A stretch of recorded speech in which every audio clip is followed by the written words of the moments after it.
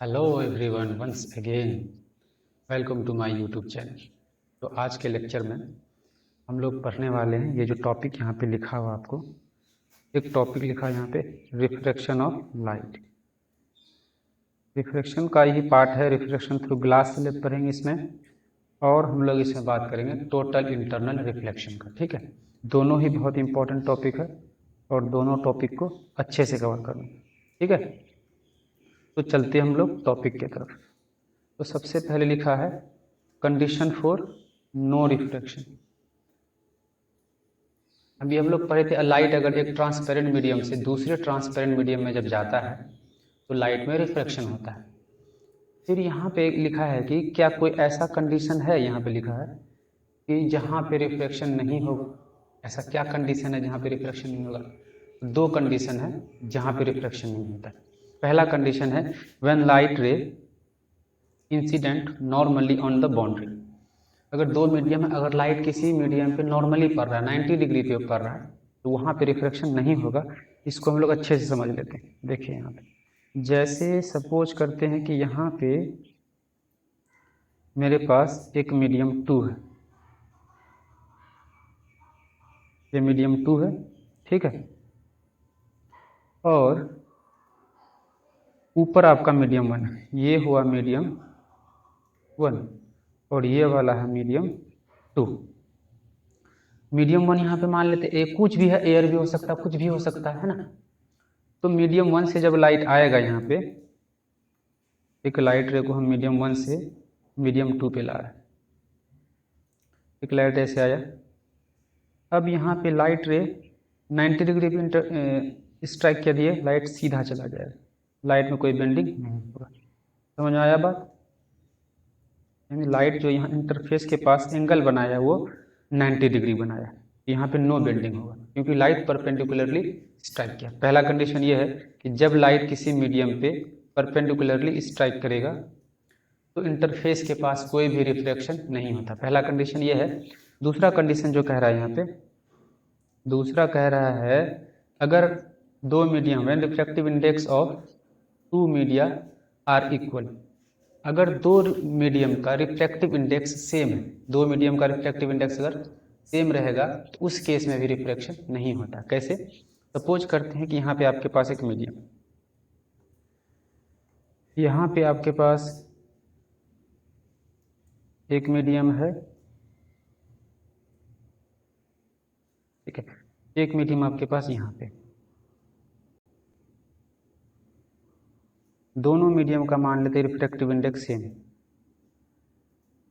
इस मीडियम का इस मीडियम का रिफ्रैक्टिव इंडेक्स क्या है? सेम। इस वाले को बोल देते हैं मीडियम 1, इस वाले को बोल दिया मीडियम 1 और इस वाले को बोल देते हैं मीडियम 2। अब मीडियम 1 से लाइट मीडियम 2 पकड़ेगा, किसी भी एंगल पे कर ले। अगर दोनों मान लेते इसका रिफ्रैक्टिव इंडेक्स μ1 है, इसका रिफ्रैक्टिव इंडेक्स μ2 है, और यहाँ पे कंडीशन ये दिया हुआ कि μ1 जो है वो μ2 के बराबर है, तो दोनों का रिफ्रैक्टिव इंडेक्स सेम है। जब दोनों मीडियम का रिफ्रैक्टिव इंडेक्स सेम हो गया तो रिफ्लेक्शन इस वाले केस में नहीं होगा। कैसे? अगर यहाँ पे कोई लाइट रे आ रहा है, अगर ऐसे आया, ये लाइट रे ऐसे ही चला जाएगा, यहाँ पे कोई रिफ्लेक्शन शो नहीं करेगा ये, ठीक है, इस मीडियम में भी। तो ये दो कंडीशन है जहाँ पे रिफ्लेक्शन नहीं होता है। अब आगे देखते हैं क्या है sine of angle and refractive index में क्या रिलेशन है। तो क्या रिलेशन, ये रिलेशन याद रखना है, इसको याद रखना है क्या,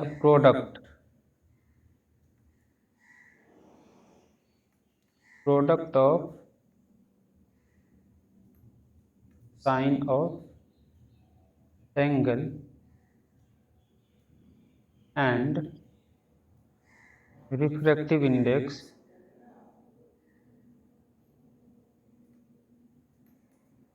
ऑफ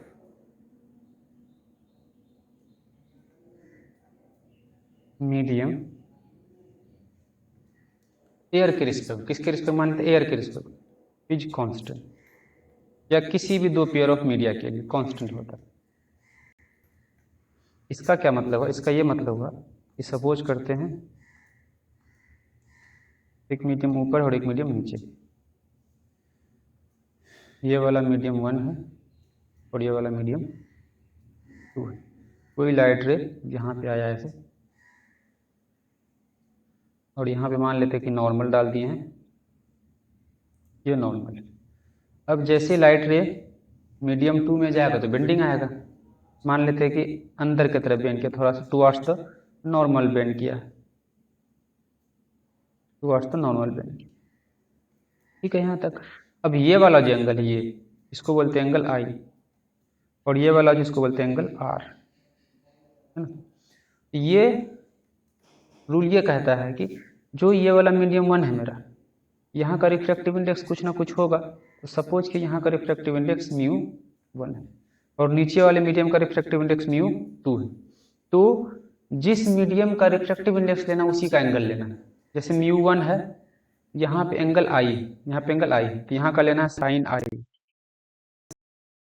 साइन आई, और इसका मल्टीप्लीकेशन करना है आई एंगल किस पे, मीडियम 1 पे, इसके रिफ्रैक्टिव इंडेक्स के साथ। तो यहाँ का रिफ्रैक्टिव इंडेक्स है म्यू 1, लिखेंगे म्यू 1 इज इक्वल टू, अब साइन आर कहाँ पे, मीडियम 2 पे, तो यहाँ पे लिखेंगे साइन, चलिए कुछ नहीं, इसको कांस्टेंट लिख देते, ये क्या कांस्टेंट,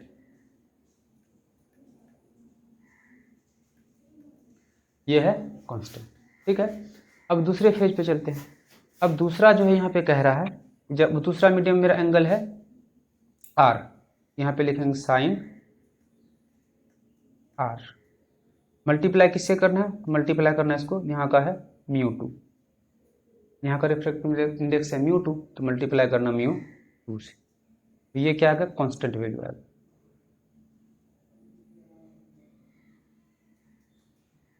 ये वाला वैल्यू भी कांस्टेंट है और ये वाला वैल्यू भी कांस्टेंट है। यहाँ से हम क्या निकाल सकते हैं कि दोनों रेशियो को बराबर, दोनों इक्वेशन को बराबर कर सकते हैं। अगर दोनों को बराबर करें तो हम क्या लिख सकते हैं, हम लिख सकते हैं sine i mu 1 is equal to sine r mu 2। अब साइन वाले टर्म को एक साथ लेते आ जाते हैं और म्यू वाले टर्म्स को एक साथ, तो यहाँ पे हम लोग लिख सकते हैं साइन ऑफ आई बाई, इस साइन को इधर लेते आते हैं, sine r is equal to mu 1 by mu 2। ये म्यू 1 बाई म्यू 2 हमको क्या दे रहा है, ये दे रहा है refractive index of medium 1 with respect to medium 2। लिख सकते नहीं लिख सकते इसको, ये दो मीडियम का रेशियो है, दो मीडियम के रिफ्रैक्टिव इंडेक्स के रेशियो क्या बोलते हैं, एक मीडियम का रिफ्रैक्टिव इंडेक्स दूसरे के रिस्पेक्ट में। तो हम लोग यहाँ से लिख सकते हैं sine i by sine r, ये क्या है, ये है refractive index of medium 2 with respect to medium 1, और यही वैल्यू हम लोग स्नेल्स लॉ में पढ़े हैं, कांस्टेंट होता है। यही वाला वैल्यू स्नेल्स लॉ में पढ़े हैं, कांस्टेंट होता है। चलिए इसको कांस्टेंट करके देखते हैं। ये जो sine i by sine r होता है,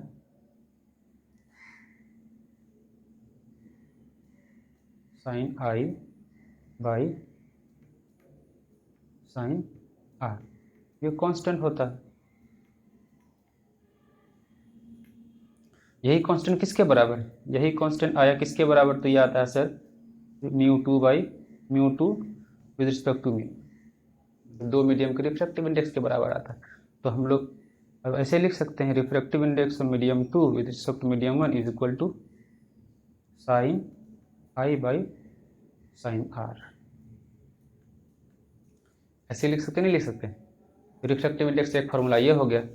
एक और हम लोग पढ़े थे, refractive index medium 2 with respect to medium 1 is equal to speed of light in medium 1 divide by speed of light in medium 2। तो हमारे पास दो फॉर्मूला है रिफ्रैक्टिव इंडेक्स का, एक जब एंगल दिया है उसके टर्म में निकालना है sine i by sine r, और एक जब स्पीड दिया है तो स्पीड के टर्म में निकालना। ये मेरा था रिफ्रैक्टिव इंडेक्स, दो तरीके से कैसे रिलेटेड है, स्नेल्स लॉ से कैसे रिलेटेड है और स्पीड से कैसे रिलेटेड है। ये क्लियर हो गया। तो आगे वाले टॉपिक पे हम लोग चलते हैं। आगे यहाँ पे जो टॉपिक लिखा वो लिखा है refraction through a rectangular glass slab. Rectangular glass slab से रिफ्रैक्शन कैसे होता है। ठीक है, इसको पढ़ते हैं। अब सपोज करते हैं मेरे पास एक यहाँ पे रेक्टेंगुलर ग्लास स्लैब, एक रेक्टेंगुलर ग्लास स्लैब यहाँ पे बना दिए हम लोग, लंबा सा बना देते हैं। इसको चलिए कलर से कर देते हैं फिल, इसको वाइट कलर से कर देते हैं फिल, इसको फिल कर दिए। अब अगर सपोज करते हैं यहाँ पे हमारे पास एक लाइट रे स्ट्राइक कर रहा है, एक लाइट रे ऐसे आया, अगर ये लाइट रे ऐसे आया, अगर यहाँ पे मीडियम चेंज नहीं होता, कलर को कर लेते चेंज, अगर ये लाइट मीडियम यहाँ पे अगर एयर ही रहता तो सीधा चले जाता, लेकिन यहाँ मीडियम हो गया है चेंज, मीडियम जैसे होगा चेंज, ये लाइट रे इधर नहीं गया। अब यहाँ पे डाल लेते हैं नॉर्मल, जैसे यहाँ पे डालेंगे नॉर्मल, तो लाइट एयर से इंटर किया है ग्लास स्लैब, एयर से इंटर किया है जब ग्लास स्लैब पे, तो एयर मेरा कैसा मीडियम है, ये एयर है, ये जो एयर है रेयर मीडियम है, और ये वाला डेंसर मीडियम है। डेंसर से जब रेयर की तरफ रेयर से जब डेंसर की तरफ जाएगा तो टुवर्ड द नॉर्मल बेंड होगा, एक बार ऐसे बेंड हो गया, ठीक है। फिर अगर फिर नीचे एयर आ रहा है, नीचे एयर आ रहा है, तो फिर यहाँ पे लाइट में एक बार बेंडिंग होगा, यहाँ पे नॉर्मल डाल लेते हैं।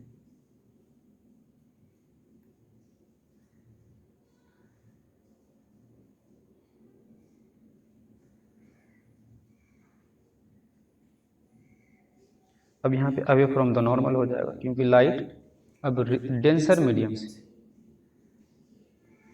डेंसर से रेयरर पे एंटर कर रहा है, अब अवे फ्रॉम द नॉर्मल हो जाएगा, ठीक है।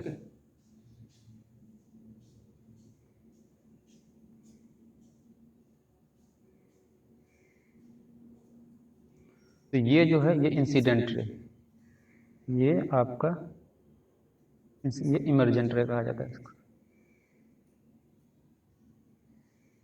ये है इमर्जेंट रे। अब रे को निकलना था इस वाले पर, इधर से रे को निकलना था, लेकिन रे यहाँ से निकल गई, कुछ नहीं हुआ, सिर्फ शिफ्ट हो गया। क्या हो गया है? शिफ्ट। तो ग्लास स्लैब का औकात है कि लाइट को सिर्फ शिफ्ट करा सकते। ये वाला जो यहाँ से यहाँ तक परपेंडिकुलर डिस्टेंस दोनों के बीच का, इसको बोला जाता है शिफ्टिंग, लेटरल डिस्प्लेसमेंट। क्या कहा जाता है इसको? Lateral displacement.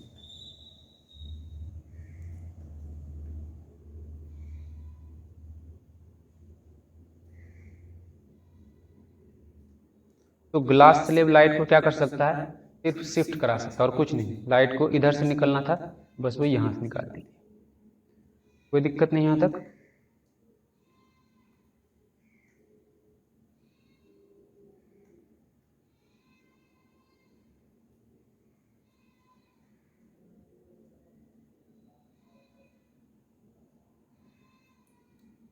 तो ग्लास स्लैब का काम है सिर्फ लाइट को शिफ्ट करा देना, जहाँ पे उसको जाना चाहिए तो वहाँ नहीं जाएगा।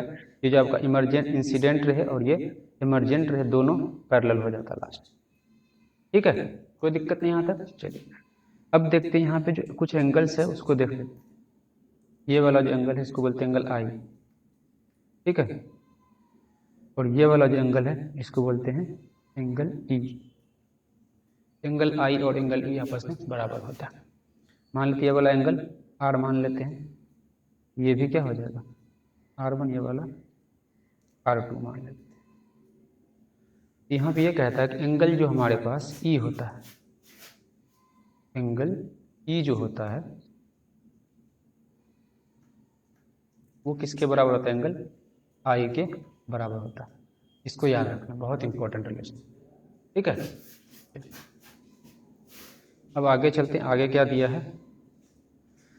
आगे लेटरल शिफ्ट किस पे डिपेंड करता है? कौन कौन से फैक्टर्स है जिस पे लेटरल डिस्प्लेसमेंट डिपेंड करता है? तो कौन कौन से फैक्टर है? तो ये फैक्टर्स आपको याद रखना। कौन कौन से फैक्टर हैं? ये फैक्टर्स।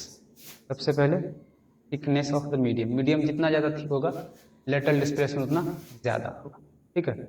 उसके बाद reflective index of the medium, जिस मीडियम का रिफ्लेक्टिव इंडेक्स जितना ज़्यादा होगा उस पर शिफ्टिंग उतना ज़्यादा होगा। एंगल ऑफ इंसिडेंस और वेवलेंथ ऑफ द लाइट। देखिए अगर मान लेते हैं मेरे पास यहाँ पे ग्लास स्लैब बना लेते थे। एक ग्लास स्लैब बना इतना मोटा, एक एंगल पे लाइट को यहाँ पे हम स्ट्राइक किए, कुछ एंगल पे स्ट्राइक किए, एंगल आई है, यहाँ पे एक बार शिफ्ट होगा, फिर एक बार शिफ्ट होगा, कुछ ना कुछ शिफ्ट होगा। अब हम इस एंगल को क्या कर रहे हैं, बढ़ा दे रहे हैं। इस एंगल को सॉरी पहले हम जो ग्लास स्लैब उसको थोड़ा सा मोटा कर देते। अब यहाँ पे थिकनेस, इस वाले में थिकनेस कम है, इस वाले में थिकनेस ज़्यादा है। तो यहाँ पे मान लें सेम एंगल पे अगर हम लाइट को स्ट्राइक करें, सेम एंगल, तो यहाँ पे जो आपका शिफ्टिंग होगा वो ज़्यादा होगा, यहाँ पे शिफ्टिंग ज़्यादा होगा, क्योंकि यहाँ पे थिकनेस, यहाँ से यहाँ तक थिकनेस, और यहाँ पे थिकनेस पतला है। पहला ये केस है। दूसरा कह रहा है refractive index of the medium. अब मान लेते हैं यहाँ पे आपका एक मीडियम है सेम थिकनेस का, रिफ्रैक्टिव इंडेक्स मान लेते हैं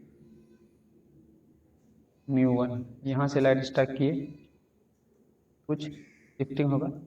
एक और मीडियम है जिसका रिफ्रैक्टिव इंडेक्स है μ2। मान लेते हैं μ2 जो है वो μ1 से बड़ा है। यहाँ पे सेम एंगल पे अगर लगाएंगे, यहाँ पे शिफ्टिंग थोड़ा ज़्यादा हो, ठीक है। दूसरा है angle of incidence. Angle of incidence क्या कह रहा है, मान लेते हैं यहाँ पे मेरे पास एक ग्लास से, एक बार लाइट रे को हम इस एंगल पे स्ट्राइक करें, यहाँ पे आपका एंगल ऑफ इंसिडेंस हो, और यहीं पे एक बार लाइट रे हम थोड़ा सा एंगल बढ़ा दिए, इस एंगल, ये I1 है, ये वाला I2 है। I1 छोटा, I2 बड़ा, यहाँ पे जो शिफ्टिंग होगा थोड़ा सा कम होगा, लेकिन यहाँ पे जो शिफ्टिंग होगा आपका वो थोड़ा सा ज़्यादा होगा। ये कुछ फैक्टर्स है। कौन कौन से फैक्टर है, तो थिकनेस, जितना ज़्यादा थिकनेस होगा मीडियम में, जैसे ये मीडियम पतला था, ये वाला मोटा है, तो यहाँ मोटे वाले पे शिफ्टिंग ज़्यादा है। दूसरा कहा refractive index of the medium, ये रिफ्रैक्टिव μ1 है और ये रिफ्रैक्टिव μ2 है। अगर μ2 बड़ा है, μ1 छोटा है, तो दूसरे वाले केस में शिफ्टिंग ज़्यादा होगा। एंगल ऑफ इंसिडेंस, यहाँ पे एंगल I पे हिट करा है और यहाँ पे एंगल I2 पे करा, I2 बड़ा, I1 छोटा है, तो यहाँ पे शिफ्टिंग ज़्यादा होगा, ठीक है। अब हम लोग थोड़ा सा पढ़ते टोटल इंटरनल रिफ्लेक्शन। ये क्या है, ये बहुत इंपॉर्टेंट है। टोटल इंटरनल रिफ्लेक्शन क्या है, देखिए टोटल इंटरनल रिफ्लेक्शन कैसे समझते हैं। ये लिखा है total internal reflection is a phenomena in which light rays are reflected to the same medium when passes from a denser, क्या याद रखना है, denser medium to rarer। जब denser से rarer पे एंटर करता है तो लाइट रिफ्रैक्ट ना होके रिफ्लेक्शन ही हो जाता है लाइट। दो ट्रांसपेरेंट मीडियम है, एक मीडियम से दूसरे मीडियम में लाइट जाता है, हम लोग अभी तक पढ़े हैं कि लाइट का रिफ्लेक्शन होता है, बेंडिंग होता है, लेकिन यहाँ पे बेंडिंग नहीं होगा, लाइट का रिफ्लेक्शन हो जाएगा सेम मीडियम। लेकिन कंडीशन ये याद रखना आपको, लाइट डेंसर से कहाँ जाए, रेयरर पे जाए, ठीक है। इसको अच्छे से डिफाइन कर लेते, देखिए कैसे समझते हैं इसको। सपोज करते हैं कि यहाँ ऊपर एक मीडियम 1 है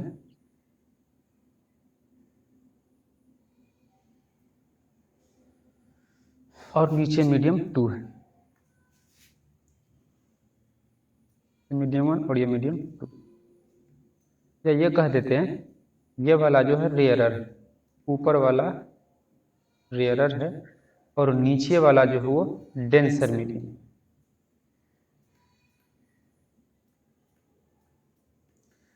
मान लेते हैं कि यहाँ पे कोई लाइट सोर्स में लगा दिए, यहाँ पे कोई लाइट का सोर्स है जो लाइट प्रोड्यूस सभी डायरेक्शन से कर रहा है, इससे हर डायरेक्शन में रे निकलेगा। तो सपोज कि एक रे से परपेंडिकुलर निकला, एक रे कैसा निकला, परपेंडिकुलर निकला, ऐसे एक रे अगर परपेंडिकुलर निकला तो परपेंडिकुलर रे तो सीधा चला जाएगा, क्योंकि जब लाइट रे परपेंडिकुलरली पड़ता है तो नो रिफ्लेक्शन होता है, ये हम लोग पढ़ चुके हैं, यहाँ पे नो रिफ्लेक्शन, ठीक है।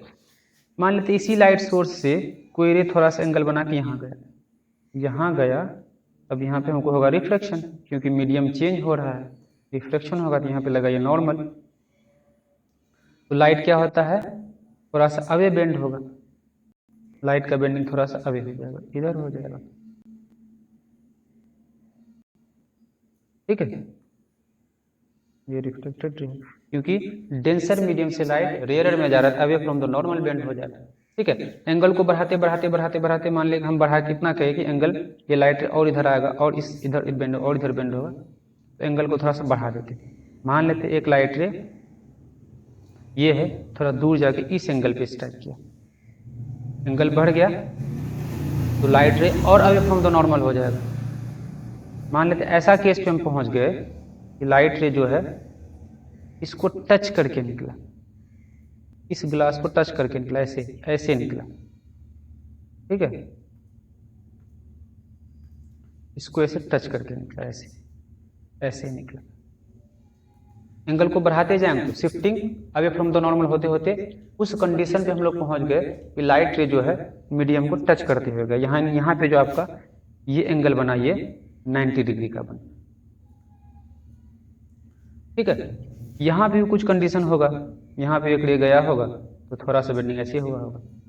क्या देख रहे हैं, शिफ्टिंग थोड़ा सा दूर नॉर्मल से होते जा रहा है। एक ऐसे सिचुएशन पे हम लोग पहुंच गए जहां पे लाइट रे क्या किया है, 90 डिग्री पे बेंडिंग किया। तो इसको बोलते हैं ग्रेजिंग इमर्जेंस, जहां पे ये 90 डिग्री पे पास करता है, बाउंड्री को टच करके पास करता है, इसको बोलते हैं ग्रेजिंग इमर्जेंस।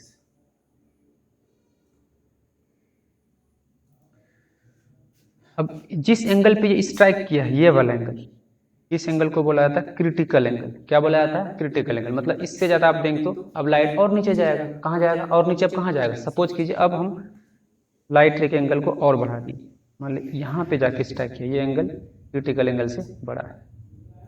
तो जैसे क्रिटिकल एंगल से बड़ा है तो लाइट तो एक बार क्या किया है, बाउंड्री से 90 डिग्री हो चुका, ग्रेजिंग इमरजेंसी हो गया। क्रिटिकल एंगल से जैसे हम एंगल को बड़ा करेंगे तो लाइट में यहाँ पे रिफ्लेक्शन ना होकर लाइट क्या करेगा, सेम मीडियम पे रिफ्लेक्ट कर जाएगा, इस तरह ये रिफ्लेक्ट कर जाएगा।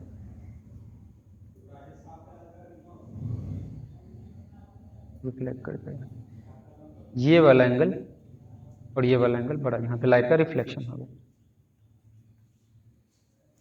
इसी फिनोमेना को क्या कहा जाता है, टोटल इंटरनल रिफ्लेक्शन कहा जाता है। पहले केस में ये एंगल आई था, यहाँ पे थोड़ा सा छोटा था तो लाइट का शिफ्टिंग थोड़ा हुआ, एंगल को और बढ़ाया और थोड़ा ज़्यादा शिफ्टिंग हुआ। एंगल को बढ़ाते बढ़ाते इस पोजीशन तक हम कर दिए कि जो शिफ्टिंग है वो बाउंड्री से टच करके गया, पैरेलल हो गया, यानी 90 डिग्री हो गया। यहाँ पे एंगल आर जो है 90 डिग्री हो गया।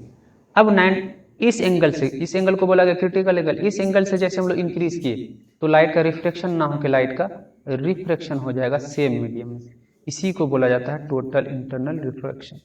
इसको अलग कलर से कर देते, ये वाला लाइट रे है क्रिटिकल एंगल से ज़्यादा पे हिट किया, तो क्रिटिकल से जब ज़्यादा पे हिट करेगा तो यहाँ पे रिफ्लेक्शन ना होकर ये रिफ्लेक्ट कर जाता है, इसी को कहा था टोटल इंटरनल रिफ्लेक्शन। तो क्या कंडीशन रहा टोटल इंटरनल रिफ्लेक्शन का, सबसे पहले लाइट डेंसर से कहाँ जाना चाहिए, रेयरर पे गया, लाइट डेंसर से रेयरर पे गया। दूसरा कंडीशन क्या था कि अगर हम क्रिटिकल एंगल तक करते हैं, क्रिटिकल एंगल तक लेते हैं एंगल, तो लाइट का फिर भी रिफ्लेक्शन ही होगा, लेकिन यहाँ पे एंगल ऑफ रिफ्लेक्शन 90 डिग्री होगा। तो क्रिटिकल एंगल से जैसे बड़ा करेंगे, इसका मतलब ये वाला जो एंगल ऑफ इंसिडेंस है वो क्रिटिकल एंगल से बड़ा होना चाहिए। इसका मतलब हम लोग ये बोल सकते हैं एंगल ऑफ इंसिडेंस होगा वो बड़ा होना चाहिए, किससे बड़ा होना चाहिए, क्रिटिकल एंगल से, तभी टोटल इंटरनल रिफ्लेक्शन होगा, नहीं तो टोटल इंटरनल रिफ्लेक्शन नहीं होगा। तो ये दो केस को याद रखना है, angle I is greater than critical angle, incidence angle critical angle से बड़ा होना चाहिए, डेंसर से रेयरर में जाना चाहिए। क्रिटिकल एंगल का फॉर्मूला कैसे बनेगा, तो बना सकते हैं हम लोग स्नेल्स लॉ लगा के, है ना, स्नेल्स लॉ लगा के हम लोग आसानी से फॉर्मूला बना सकते हैं। चलिए इसको हम लोग लिख देते हैं, साइन सी जो होता है क्रिटिकल एंगल जो होता है वो होता है 1 divide by reflective index of the medium. हम लोग इसको यहीं ख़त्म करते हैं, पढ़ते रहिए। Thank you very much.